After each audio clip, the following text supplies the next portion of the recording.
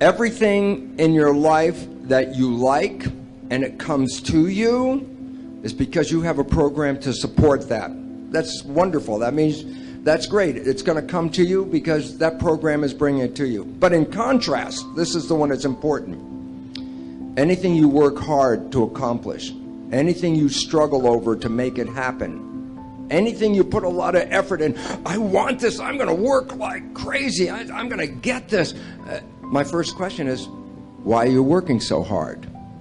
And the answer is very simple. Anything you're struggling to try to accomplish, whether it's health or love, relationships, whatever it is, if you're struggling, it represents a simple fact. Your subconscious programming doesn't support that conclusion. So the fact is, what are my programs? Look at your struggle. And wherever you're struggling, the struggle is not because the universe won't provide for you. The struggle is an internal job. The struggle is you're trying to overcome previous programming that prevents you to go to that destination. So the wonderful part about this understanding is you don't have to review your life. You can look right now. At this one moment, just look in your head and say, what are the things that I keep trying to get and they seem to be elusive? I can't get them. They're always out of reach. I say, the universe is not holding back. It's your own invisible subconscious behavior. And once you understand where the issues are and you start to really focus on the point that it's not the universe that's providing the trouble, it's myself, you have the first inclination, the first idea, the first understanding of how to change your life, because now you know exactly what issue is confronting you. And again, if you understand it's an internal issue, then you, and this is the most important part, otherwise this would be the worst seminar you ever heard. The most important part is this. You can change the programming. You can rewrite your subconscious programs. And why is that relevant? If you took the wishes and desires of the conscious mind and used that as a program to put the beliefs into the subconscious mind, it's the most exciting and liberating thing you can ever do in your life. You know why? Because once it's in the subconscious program, 95% of the day, without you even thinking about it, your mind will take you to that direction. And that is your freedom. Well, a habit is a redundant set of automatic, unconscious thoughts, behaviors, and emotions that's acquired through repetition. A habit is when you've done something so many times that your body now knows how to do it better than your mind. So if you think about it, people wake up in the morning, they begin to think about their problems. Those problems are circuits of memories in the brain. Each one of those memories are connected to people and things at certain times and places. And if the brain is a record of the past, the moment they start their day, they're already thinking in the past. Each one of those memories has an emotion. Emotions are the end product of past experiences. So the moment they recall those memories of their problems, they all of a sudden feel unhappy, they feel sad, they feel pain. Now, how you think and how you feel creates your state of being. So the person's entire state of being when they start their day is in the past. So what does that mean? The familiar past will sooner or later be predictable future. So if you believe that your thoughts have something to do with your destiny, and you can't think greater than how you feel, or feelings have become the means of thinking, by very definition of emotions, you're thinking in the past. And for the most part, you're going to keep creating the same life. So then people grab their cell phone, they check their WhatsApp, they check their text, they check their emails, they check Facebook, they take a picture of their feet, they post it on Facebook, they tweet something, they do Instagram, they check the news, and now they feel really connected to everything that's known in their life. And then they go through a series of routine behaviors. They get out of bed on the same side, they go to the toilet, they get a cup of coffee, they take a shower, they get dressed, they drive to work the same way, they do the same things, they see the same people, they push the same emotional buttons, and that becomes the routine, and it becomes like a program. So now they've lost their free will to a program, and there's no unseen hand doing it to them. So when it comes time to change, the redundancy of that cycle becomes a subconscious program. So Now, 95% of who we are by the time we're 35 years old is a memorized set of behaviors, emotional reactions, unconscious habits, hardwired attitudes, beliefs, and perceptions that function like a computer program. So then a person can say with their 5% of their conscious mind, I want to be healthy, I want to be happy, I want to be free. But the body's on a whole different program. So then how do you begin to make those changes? Well, you have to get beyond the analytical mind, because what separates the conscious mind from the subconscious mind is the analytical mind.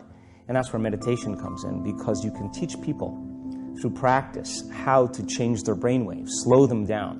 And when they do that properly, they do enter the operating system where they can begin to make some really important changes. So most people then wait for crisis or trauma or disease or diagnosis. They wait for loss, some tragedy to make up their mind to change. And my message is, why wait? And you can learn and change in a state of pain and suffering, or you can learn and change in a state of joy and inspiration. And I think right now, the cool thing is that people are waking up. A very scary situation when you are on one side of the door and your mind is racing, because on the other side of that door, it could be no one. It could be 4 guys with 4 AK-47s. That door you're about to open could be booby-trapped. So once you open it, boom, your legs are gone. So there's 1,000 things you think about when you're the first guy, second guy, third guy, getting ready to go in a room and flood it. And that's why I talk about the warrior mentality. And that's why so many people are lost when I start talking. You have the right. You're lucky that you don't have to think like warriors think. You're very privileged. I chose this world to be a warrior. And I would choose it again if I came back to this world. But the mentality of a warrior is very different than normal mentality. You must be that person on that door, get ready to open it, thinking to yourself, if I die, so be it. The only way you can go in that door is knowing there's a great chance you're going to die. Like being a SEAL, you train with live ammo. You jump out of an airplane. Everything you do, you could die. So to be a warrior, why people don't understand me, I'm glad you don't understand me. Merry Christmas, good on you. Because being a warrior takes a whole different mindset. A whole different mindset to know that there's a great chance I may not be in the military. Like I was in for 21 years. I'm lucky.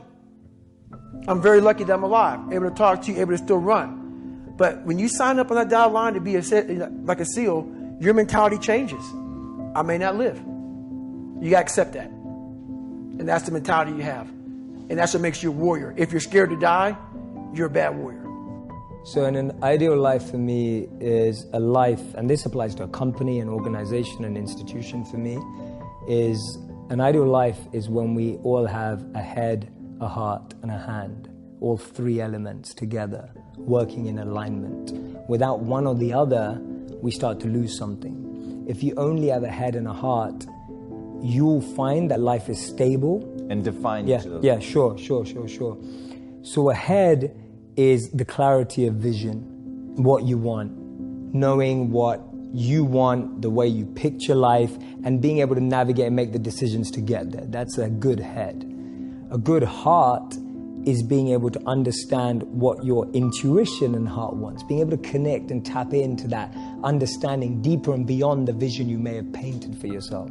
So I often say to people that you'll get to where you want in life, just not in the way you imagined.